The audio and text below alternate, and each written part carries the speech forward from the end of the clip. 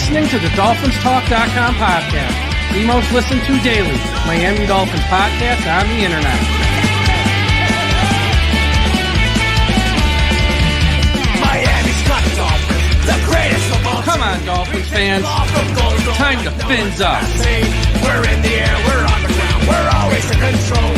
And when you say Miami, you're talking Super Bowl. Cause we're the Miami Dolphins, Miami Dolphins, Miami Dolphins number one. Miami Dolphins, Miami Dolphins, Miami Dolphins number one.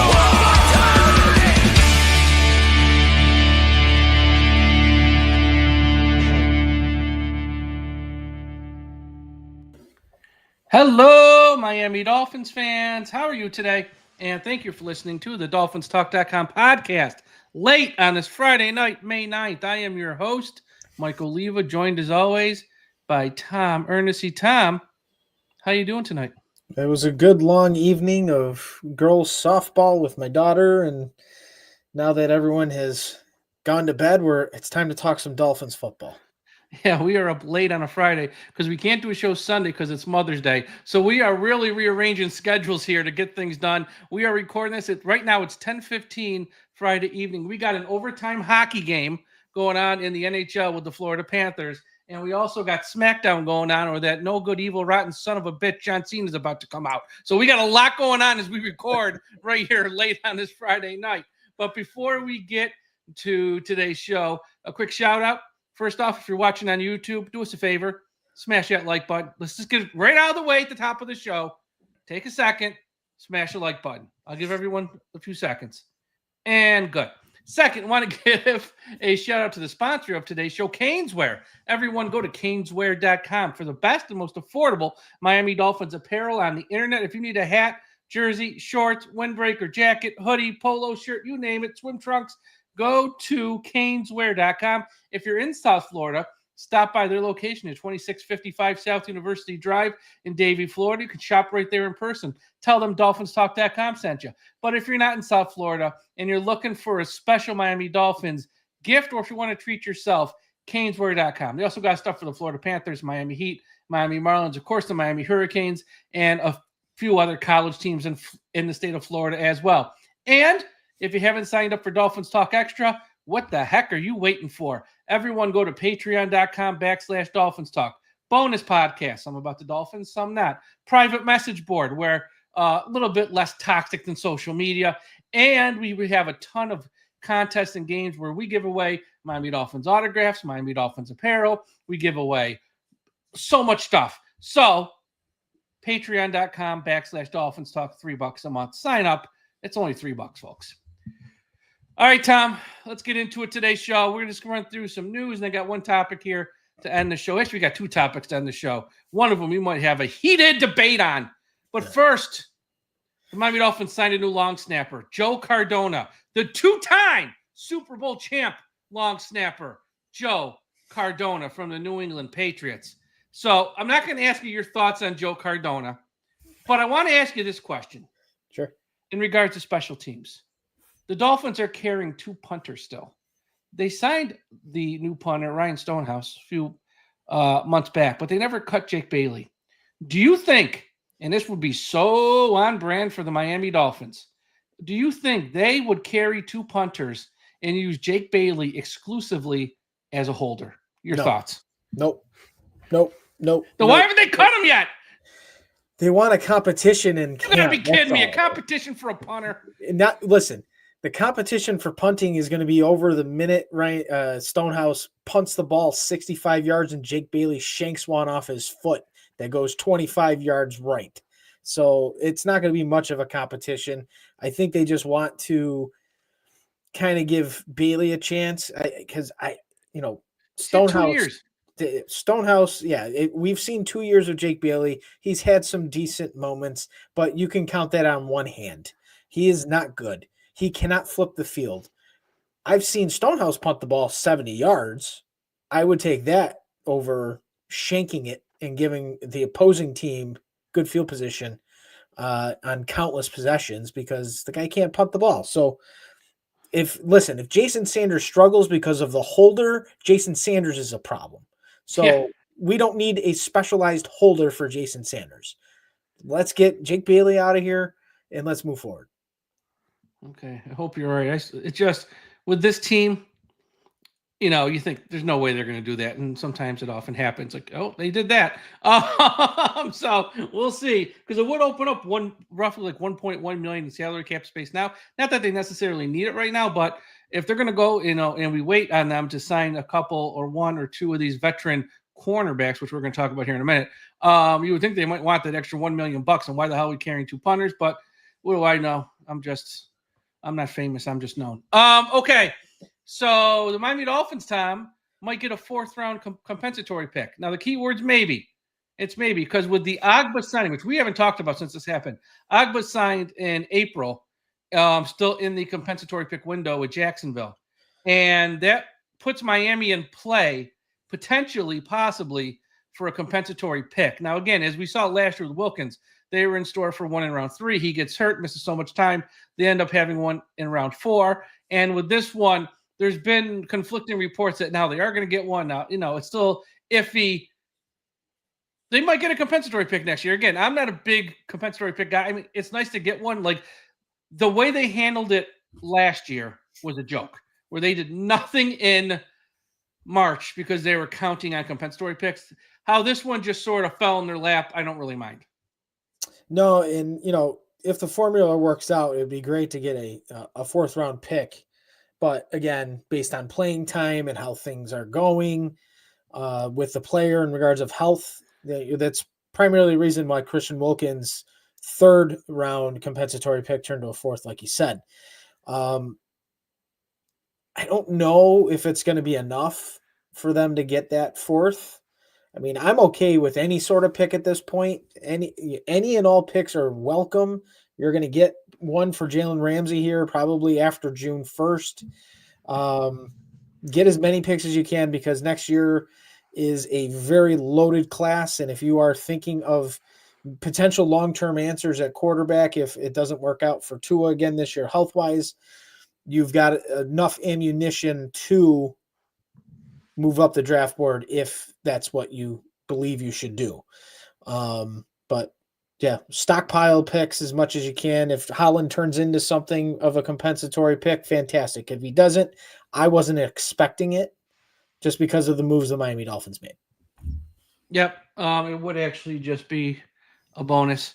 There's a rumor out there, and we love a good rumor here at DolphinsTalk.com, that the game in Spain next year is going to be Week 11, with the Washington Commanders being the Miami Dolphins opponent. We will know officially Tuesday morning.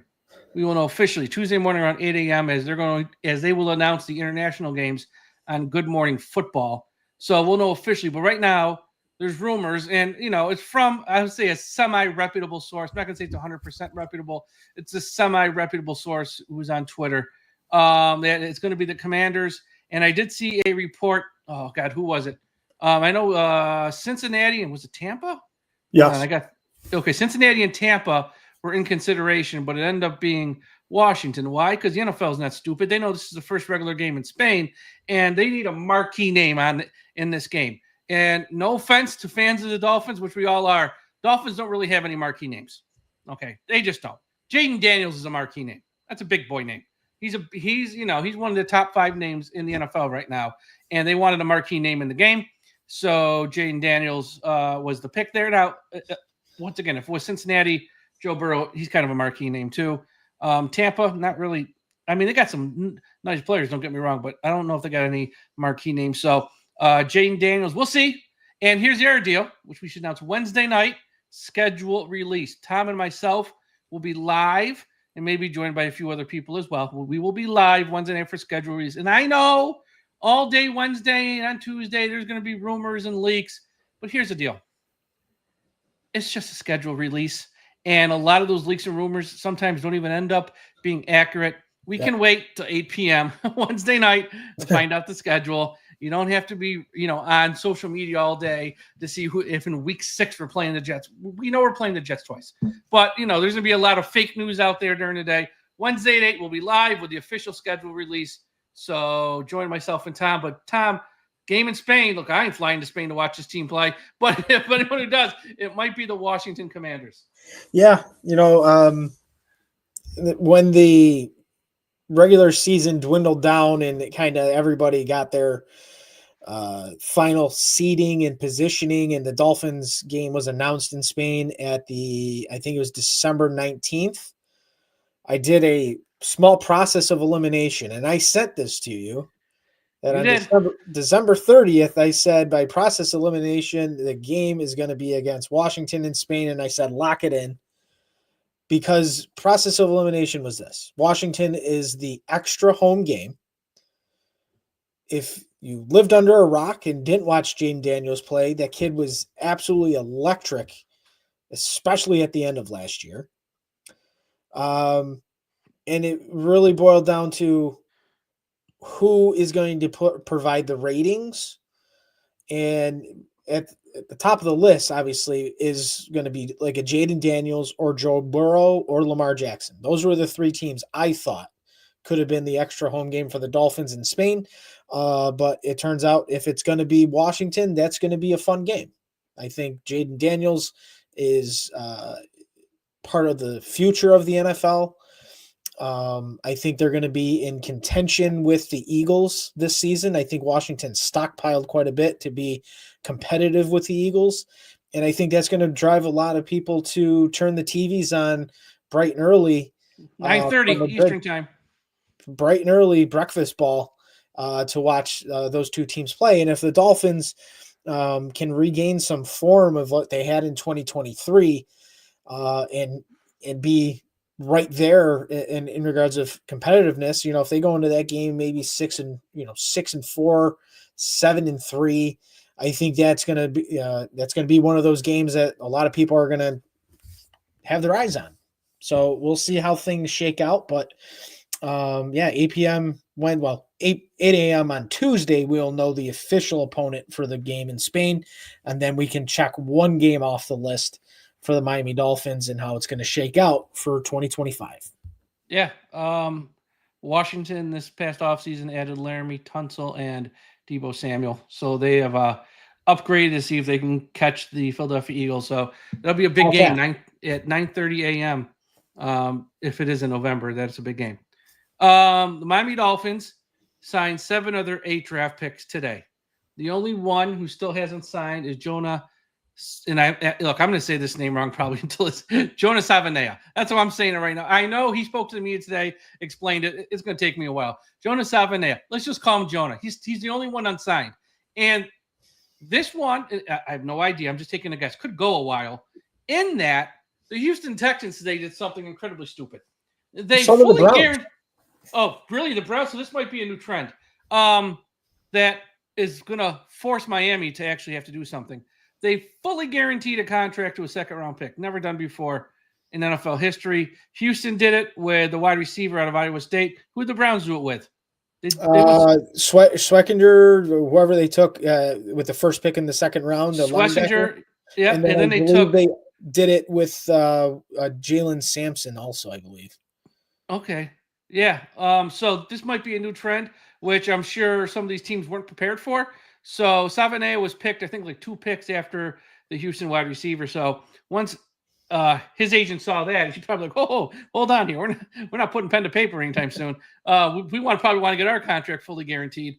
So Savanea is the only one. Look, they're all there today. Here's the thing: rookie camp started today, and I feel like I have to say this.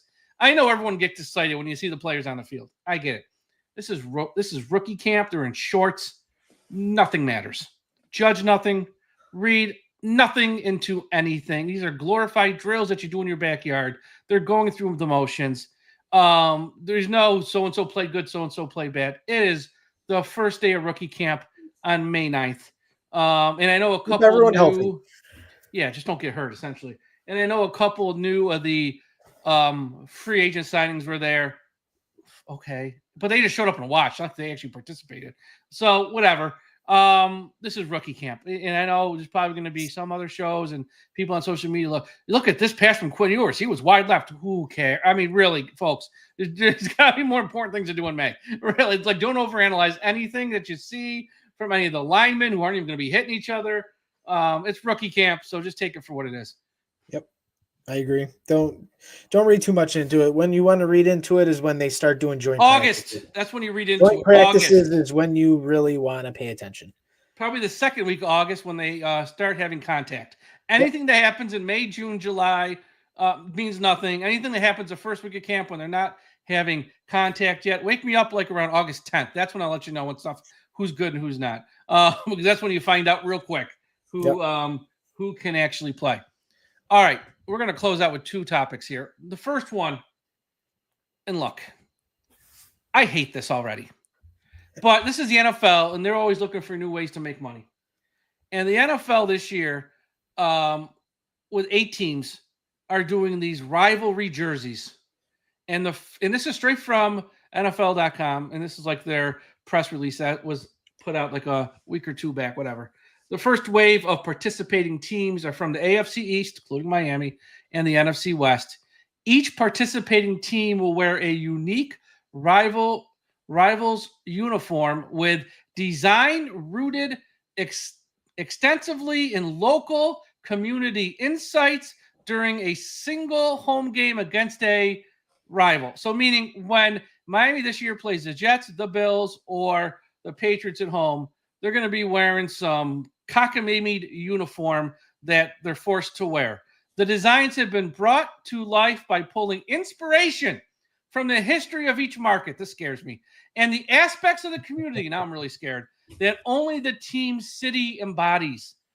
Following their reveal, these rivalries uniforms will be included in their team's uniform lineup for 3 years after it. So it means you're not just wearing them once, you're going to wear them for 4 years total. In addition to existing alternate uniforms.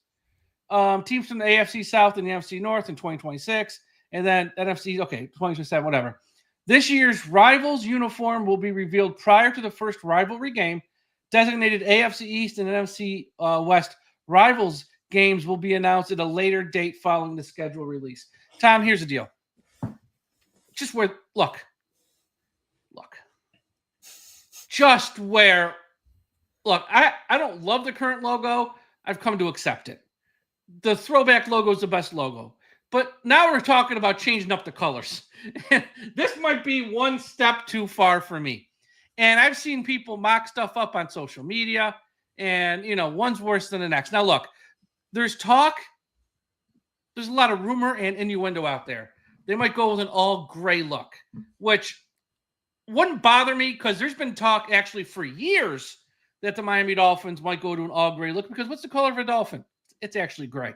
So if that's what they do, but I don't think that's going to be the case because they're talking about pulling from the local community, inspiration of the history of the market, and then you get there's some thought it might be a Miami Vice theme, which this can go really bad really quick. If it's a Miami Vice theme with the team colors, I'll put up with it. If they go with a Miami Vice theme where they start pulling in hot pink, I'm out again, Tom. I can't. Look, we're already seen as a soft team. If we're wearing hot pink, and I don't care if it's just a little hot pink, I'm done. We can't do this. We cannot do this. I don't know what these cockamamie uniforms are going to look like, but I got a feeling ours are going to stink because we have no luck in this stuff. Just wear the regular uniforms. We'll wear a couple for throwbacks. I would love the throwback logo full time. I know it's not going to happen. I get it. But okay, I'll put up with the regular ones and then wear the throwbacks. Now we're going to mix in these rivalry. I can only imagine. This is going to look like a 8-year-old with a crayon probably made these things, and it scared the hell out of me. What are your thoughts? And if we wear hot pink, are you out too? I wouldn't say I'm out. It's not my first choice. There's no pink. If I see a drop of pink on a helmet or uniform, I'm done, Tom. It can't be pink. All right. Well, I have to say, we know that a part of Miami is the neon lighting, right? That's a part of it. Now, I'm in camp. Let's go grays. I love the idea of gray. I think a gray face mask, the gray helmet, bolden up, give some bolder look to like the orange, make it a little bit more like really orange, like Miami Hurricane style orange or whatever. Just get some boldness in the color if you're going to do a gray jersey. If you do the Vice jerseys, my preference would be if they're truly going to go that direction, make them black. Make them black. Yeah. I think it would be a really cool idea to have some black in there. I think if you do the teal lettering or the aqua lettering with the black numbers or whatever, I think that'd be really cool. I'm in camp that they're probably going to have some form of pink on there, Mike. Oh my God! I just have a feeling. Imagine playing the Buffalo Bills, losing to them for like the 18th time in a row, and now we're wearing pink against them. We're gonna be the laughing stock of the league. Well, if that's a primetime game, 100% going to happen. We're gonna be the laughing stock of the league. So I don't know. I guess we'll see, but I'm fairly interested to see how this is going to look. I've been hoping for an alternate idea of a uniform for a lot of years. You see, all these teams coming out with, 2 or 3 different ideas of what of their home uniforms that they wear once or twice a year. I think it's a really cool idea that the Dolphins just say, no, we don't want to have an alternate jersey. I love the throwbacks. Don't get me wrong. I think the throwbacks are fantastic. You should wear them. But I think you should have something different than just your standard white freaking uniforms on Sundays. Do something a little bit more unique for a home game. The idea of doing these rivalry jerseys are cool. Guess what it's going to do, Mike? People are going to eat it up. And not if it's pink, they won't. I'm telling you, if it's pink, they won't. Mike, I'm going to say I beg to differ. When you look at Miami Heat fans in particular, if there's any left at this point, you see a lot of people wearing those Miami Vice jerseys. That's basketball. Different. They've won championships. That's not a sport built on toughness. They've won championships. If Miami has won a Super Bowl in the past 25 years, forget playoff, won Super Bowl, I don't care what color they wear. But we haven't. So let's not make things worse for us. Here, this is what I don't want to see. When they roll out these uniforms, I don't want to see this look on the face of Dolphins fans. And you got to be on YouTube. I don't want to see that look on anyone's face, okay? If I see that look on anyone's face, that means it's gone terribly wrong.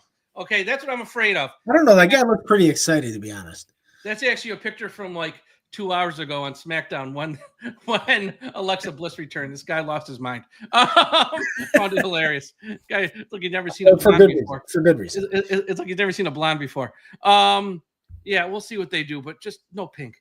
Like, again, you can go with the Miami Vice look. It just use the colors we have. You don't have to go find new colors. And Lord knows pink ain't one of them. We will see. And for the love, if you're going to do Miami Vice thing, try to get Don Johnson there to do the coin flip at least. Yeah, that would be cool. That was a great show in the 80s. I know most people watching this probably weren't even old enough for all this stuff, but that was a great show in the 80s. Great music show. Nowadays, you can never do that show because they used actual real music. Oh, Florida Panthers won in overtime. They just scored. Hey, go Panthers. What's the series now? 2-1 Toronto. 2-1 Toronto. Okay. Okay, let me turn on that no good rotten son of a bitch John Cena. He's got to be coming on soon. Okay. So, yeah, that was a great show. So, in the 80s, they actually used real music before, like, record companies realized, hey, we should charge them for using our songs. So, if you watch any old Miami Vice song, it's got, like, real music from, like, real artists. It made the show so great. One of the biggest 80s songs that came out was strictly made for Miami Vice. Because Phil Collins was even was even in like starting one of the shows. Yeah. In Here Tonight, man. Yeah. Huge. Yeah. That was a great show in the 80s. Once again, probably most people watching and listening to this weren't old enough, but find it on YouTube. Just find clips. You'll love it. All right. Before we get to the final topic, quick shout out, everyone at finheaven.com. Everyone go to finheaven.com, largest Miami Dolphins message board on the internet. Also, a shout out to our friends at the I Am a Miami Dolphins fan Facebook page, run by the great and talented Carlos Hernandez. If you're on Facebook, please be sure you are a part of the I Am a Miami Dolphins Fan Facebook page. And wherever you're listening to this podcast, Apple Podcast, Spotify, Podbean, Podchaser, iHeartRadio, Audible, subscribe. I got some surprises. It's up to something season. Tom knows one of them. I got some surprises for next week that are going to happen. You're not going to want to miss it. So please be sure you are subscribed to the DolphinsTalk.com podcast. And again, live show Wednesday. Josh and Aaron, I think, are going to do a show they told me. I'm not sure what day yet. So we got a lot of stuff happening here. We're going to have you covered all off season. Dolphins, so hit that subscribe button. All right, last topic. And I know you say, it's May. How can you answer this yet? Here's how I can answer it. We've had free agency. We've had the draft. There is nobody who is available as a free agent that is going to move the needle at all if Miami signs him.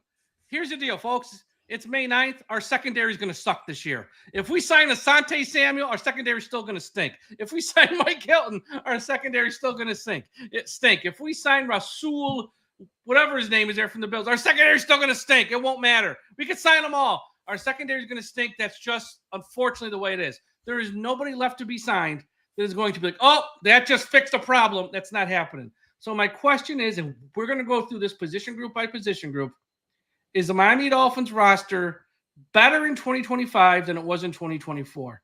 Because when you break it down position by position, I think this team's actually gotten worse. So let's go. Let's start on offense. Wide receiver room. They did sign Nick Westbrook-Ikhine, which is nice. Yep. But Tyreek Hill got a little bit wackier. We have to fact. So if Tyreek was a 10 last year, he's probably like a 7 this year. Because who the hell knows what you're going to get with Tyreek Hill. So I got it as a push. Yep. I'm not going to say it's worse because we did sign a legitimate third wide receiver. But I can't say it's better because I don't know what the hell's going on with Tyreek Hill between his ears. So I'm going to call it a push, Tom. I'm with you on a push. I like the signing of Nick Westbrook-Ikhine. I think Malik Washington's going to take a bigger step this year, have a little bit more to do with the offense, just not special teams. I would have really liked them to find another depth piece because Eric Izakama still has not proven anything. Oh, he won't. Yeah, he ain't gonna make this. I mean, but I wouldn't be shocked if he's cut like in a month. I mean, honestly, there it could be a possibility, but they spent a draft pick on him. What I am interested in, I'm very intrigued by Andrew Armstrong, the undrafted free agent. I have intrigued by him only because he has size and speed, and that's something that Miami desperately needs. Let's see how he performs and see if he can crack the top 6. Yeah, but it's a push at the end of the day. 100%. Yeah, let's go tight end room. Again, you're looking at Jonnu Smith and then a bunch of guys who can't make any plays in the passing game. You got Pharaoh Brown in here now who can block, but he's not a threat at all in the passing game. Julian Hill, who's a walking penalty. Then you got like Hayden Rucci, Tanner Connors. Who cares? Again, it's a push. I mean, they added one guy here to the room, and he's not a threat at all in the passing game. And they're still going to play Hill. So, I mean.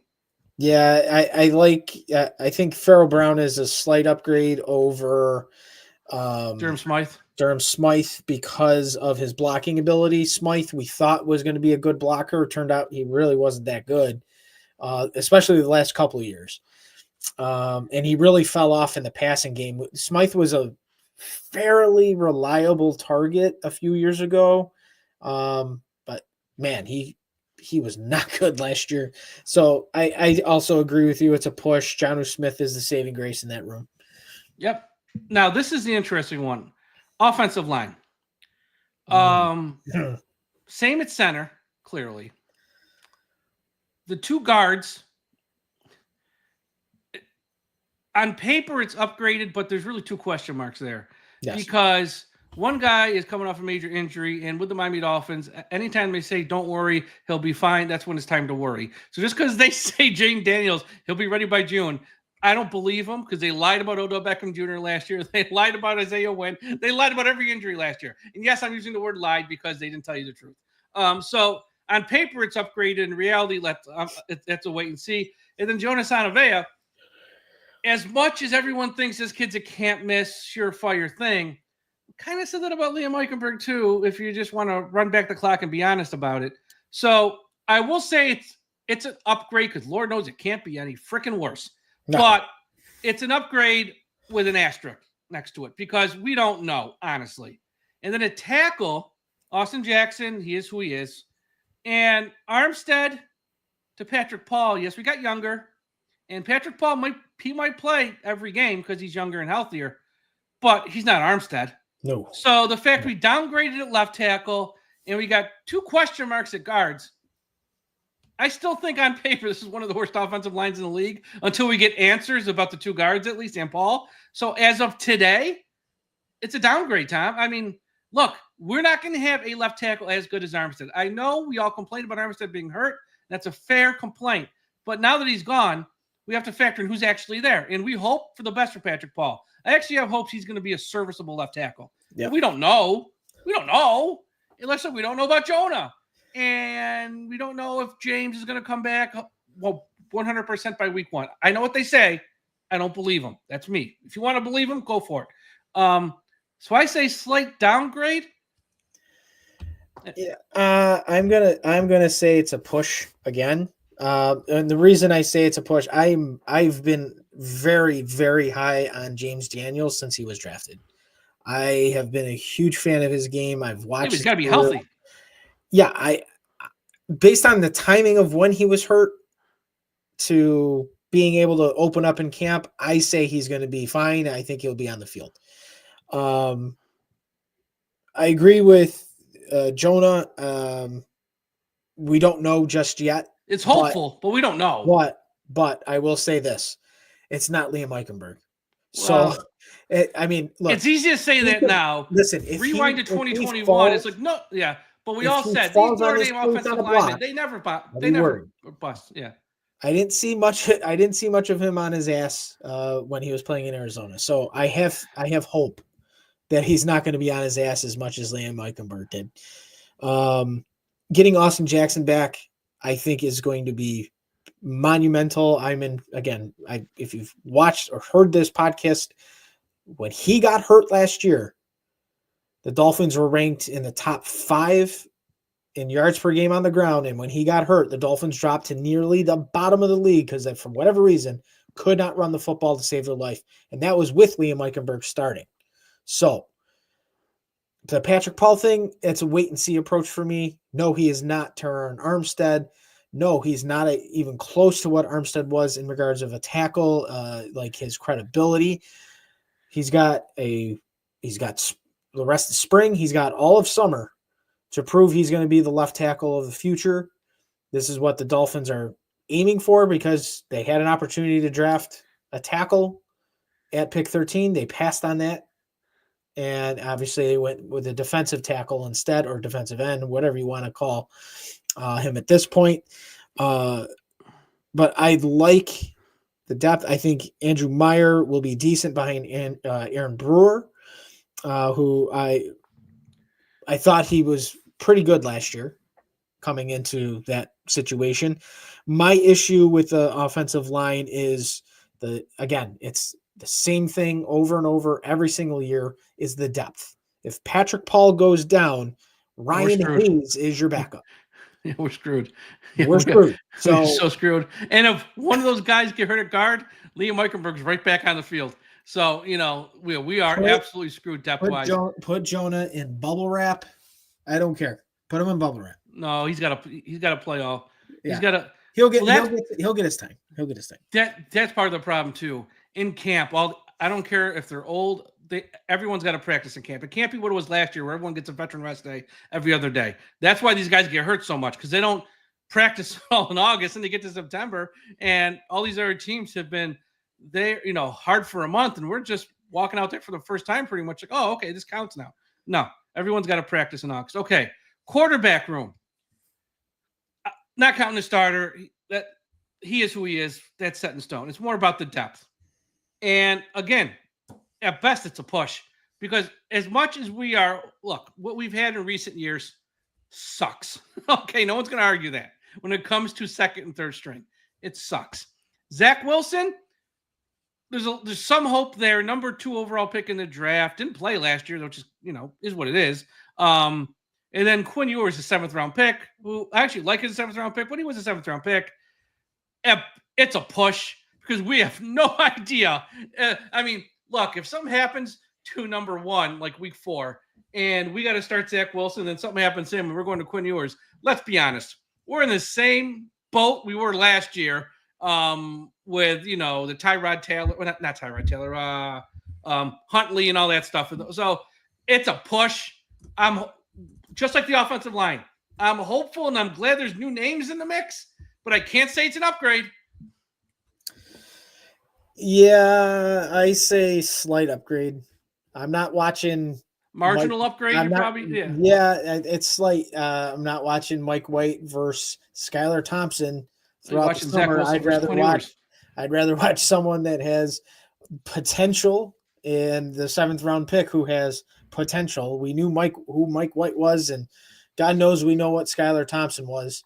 I like the ability of both number 2 and number 3 behind Tua. Athleticism is there. It's just a different mold of quarterback that we haven't had in Miami. I think it'll be a little bit more enjoyable to watch over the summer, because watching what we watched last summer and all those preseason football games made me want to gouge my eyes out.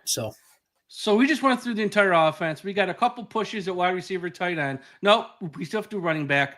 This is actually an upgrade. Yeah. Because I think Madison and Ollie Gordon are an upgrade over Raheem Mostert. So, okay, so we got an upgrade at running back, and we got a lot of pushes. I have a slight on the offensive line. To me, it's a little bit of a downgrade. You have it as kind of like a push. Either way, Not much upgrading on the offense aside from the 3rd and 4th running back, Tom. I think that's a fair thing to say. Yeah. Okay. Now let's go to the other side of the ball where it gets worse. Defensive line. Look, I'm glad we took 3 picks here with Grant, Phillips, and Zeke. But this is a downgrade. You lost Campbell, who was great. You lost Hand, who was a serviceable player. And we got Zach Sealer and 3 rookies to go along with Matt Dickerson and Benito Jones. I'm hopeful for the rookies. Do not get me wrong. I think Grant will actually be very good. This is a downgrade at the end of the day, though. Okay, because we don't know about the rookie. It's a downgrade. I'm sorry, it is. This line is not going to be as good as it was last year. Time will tell. Time will tell. It's still a downgrade, right? I say it's a downgrade today. I think time will tell. I'd like to pick with Kenneth Grant. I think Jordan Phillips will bring something to the table. Zach Sealer, we know who he is, what he is. So my expectations remain the same for him. My issue is that Benito Jones is still listed at the top of the depth chart, and he brings, to my opinion, how can he not be? They got nobody else. They got nobody else. Correct. So I don't know. I have hope that there will be development. I have faith in Anthony Weaver for what he was able to squeeze out of the unit last year with a 38-year-old Campbell, who obviously still very good football player. But they didn't have much in the middle of the defensive line last year, and they were pretty. Well, they had more than this. They had more than this. They had Hand, Campbell. They signed. They had veterans. You still have all summer to pick up some scraps as well. I wouldn't. Get that depth back. But that's the problem. There's no scraps. As of today, is a downgrade. Yeah, but that's the other thing. At that position, there's no scraps. Once we get to corner, there's guys you can sign that are scraps. On the line, there's no scraps to be signed. And, Grant, again, he'll be fine. I like him. Jordan Phillips is a 5th-round pick. I think people, as much as they love the pick, have to remember he's a 5th-round pick. Yep. And those guys don't usually see the field right away. And now, look, he might have to see the field in Miami because we have literally nobody else. But I think people have to keep expectations in check. Now, linebacker's an upgrade to me. It's obviously one because you're going to get back Chubb right away.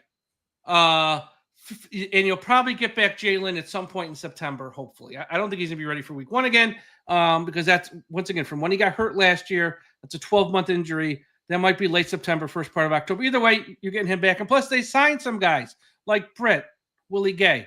Linebackers upgraded. There's no way around that. That's one position where I think they actually have some depth, actually, and they're pretty good. So 2 thumbs up at linebacker, Tom. I agree, because you're getting Bradley Chubb back. You know, he's going to be a year and a half plus removed from that injury, so he should have a healthy summer. They're probably not going to run him a ton because they know what they have there. And prior to his injury in 2023, he was playing at a Pro Bowl level. So if we can get a sniff of that capability again, it's massive upgrade. Willie Gay Jr. and KJ Britt as the backup middle linebackers. I'm very happy about that. You guys got experience there. Willie Gay Jr. especially, with his experience with the Chiefs.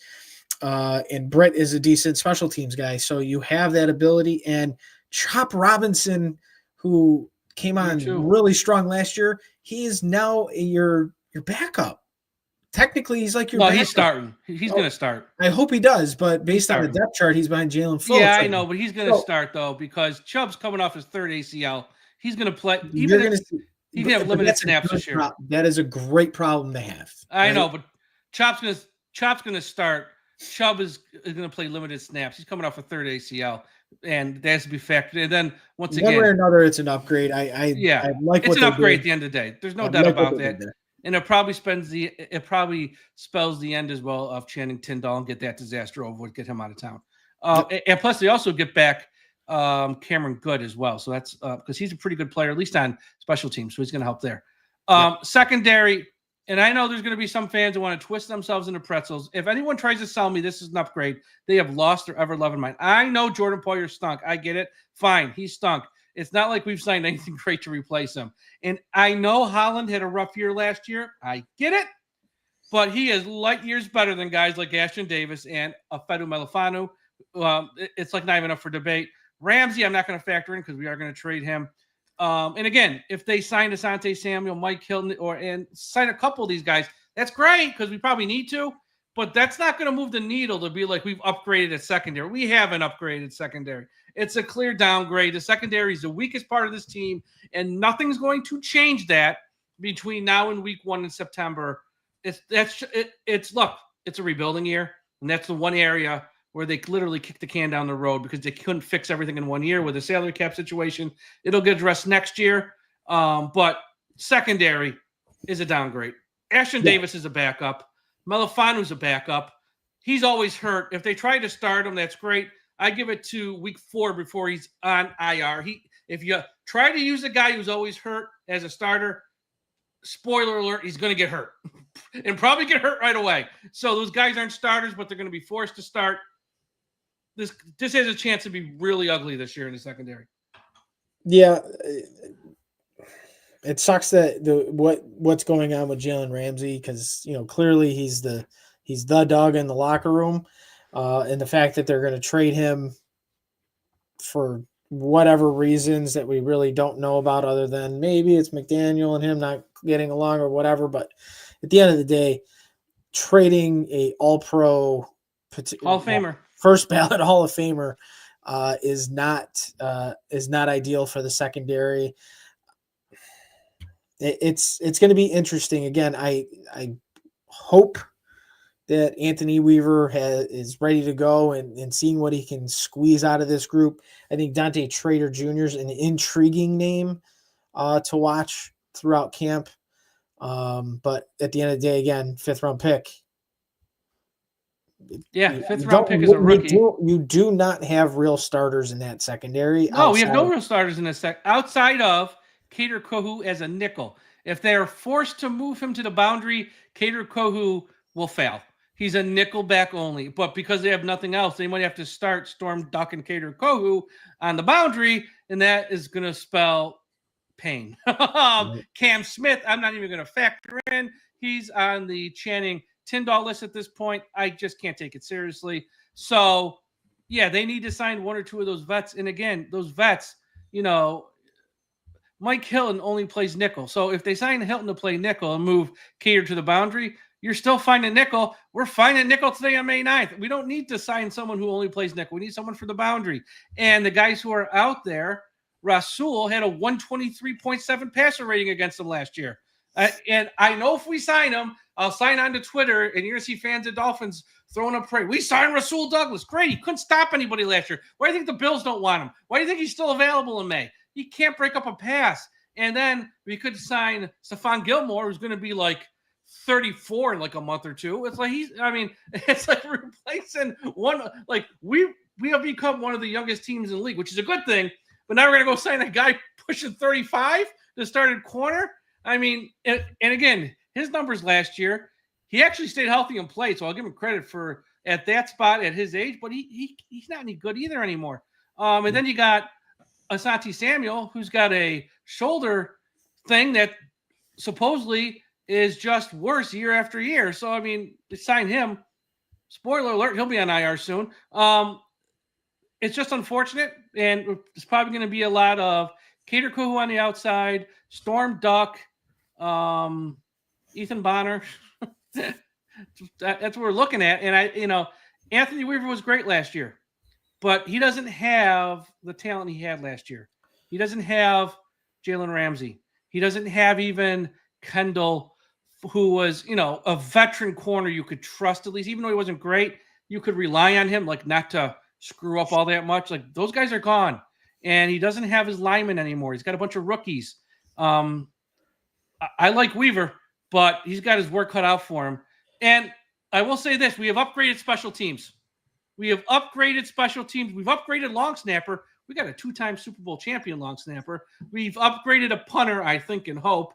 And who knows, maybe we'll carry the other one just to be a holder. We've upgraded special teams. So outside of linebacker upgrade, special teams upgrade, running back upgrade, it's a lot of pushes or small downgrades. This team is not as good as it was in 2025, and there's nobody left to sign that's going to change that.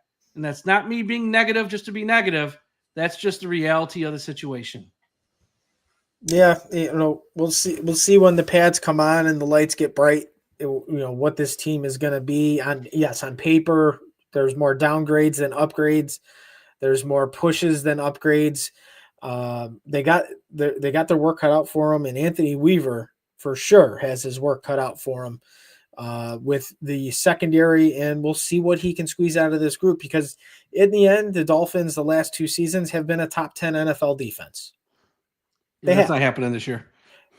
If they even sniff Mike the top 10, that man is getting a head coaching job next year. If they sniff if they're in the top 20, he ought to be named the assistant coach of the year. I mean, look at his defensive line.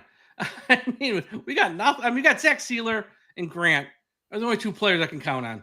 Everybody else, nothing. The secondary, you got a bunch of second string safeties, not one starting safety on this roster. You have outside of Cater Kuhu, there's not a starting corner on this roster. So when your line is weak and your secondary is weak, if this defense is top 20, Anthony Weaver should be assistant coach of the year, and he will be hired within 24 hours of the Dolphins season ending. I would hate to see him go, but I would welcome it as well, because you get some picks for that. But we got a long way to go before we get there, and hopefully we'll see what this defense can bring. Getting younger on defense in certain spots, and I think adding that speed element from a couple of these guys that they brought in. We'll see. But cornerback, definitely, Josh Allen slinging the football around against Storm Duck and Cater Kuhu on the boundary. Lord help me. I want to address this comment here before we wrap up. You guys act like you play sports. Now, looking from your profile pic, you kind of look like us. So if you're knocking us for not playing sports, look in the mirror, bro. You are fugly, and you do not look like you're in great shape. That's number 1. Number 2, I am a beer pong champion. So do not tell me I'm not an athlete. Okay, I am a beer pong champion. That's athleticism. And Tom here has bowled more perfect games than you probably have toes and fingers. So, before you want to knock us, look in the mirror. Look in the mirror. That's all I'm going to say. Tell him, Tom, how many perfect games you got? I've got 7. That's an athlete right there. And on top of that, I've played football. I played baseball. I do pretty much every sport you can think of. So I did too when I was younger. Now, Christ, I'm pushing 50. Give me a break. My body's falling apart. My body's falling apart. I'm old. I mean, sorry, but looking at that guy's profile picture again, you don't look like an athlete yourself there, buddy. Just letting you know that right there. Yeah, okay. Here's really the last thing I'm closing in on. If anyone's interested in this whole drama going on with Bill Belichick, Tom, you have to listen to this too. If you're driving to work or if you're driving home, the Pablo Torres podcast. This guy did a deep dive, investigative journalism into the whole situation. It's about a 35-minute podcast. He spoke to 11 sources who are close to his family, who work for North Carolina, who know the girl, Jordan Hudson. Okay, here's the deal. I'm not going to go through it all because I'd be here all night. Just listen to this podcast. This story is more, and I'm going to swear, fucked up than people know. This story is insane. I'm just going to say one thing. There's rumor and innuendo that he might have met her when she maybe just turned past 18. She's lying about her age with this. And mind you, the guy she dated before him, which don't need to be Scooby-Doo, how old was she then possibly? Was 65. There's a lot going on here. And just find 35. I know some people are like, I don't care. Then don't listen. If you are interested in the least, find a half hour, the Pablo Torres podcast. It is 35 or so minutes of fascinating journalism talking about the Bill Belichick situation. This story is going to blow up in probably like the next week or two. It is insane. That's all I'm going to say. All right. Well, and he did an excellent job. He did an excellent job, Pablo Torres. All right. That's all for today's show, everyone. Follow Tom on social media at DolphinsTalk Tom. Follow myself at DolphinsTalk. Check out the website, DolphinsTalk.com for all the latest. Got a bunch of great articles up. And again, podcast this week. I got one coming up with an Arizona reporter talking about Jonah Savanea, or however you pronounce it. And might have a surprise Tuesday or Wednesday. And then Wednesday, live schedule release. Josh and Aaron are probably going to have a show too. So be on the lookout for all of it. Everyone, have a great Mother's Day. Have a great weekend. And we'll talk to you again after a while. Fins up.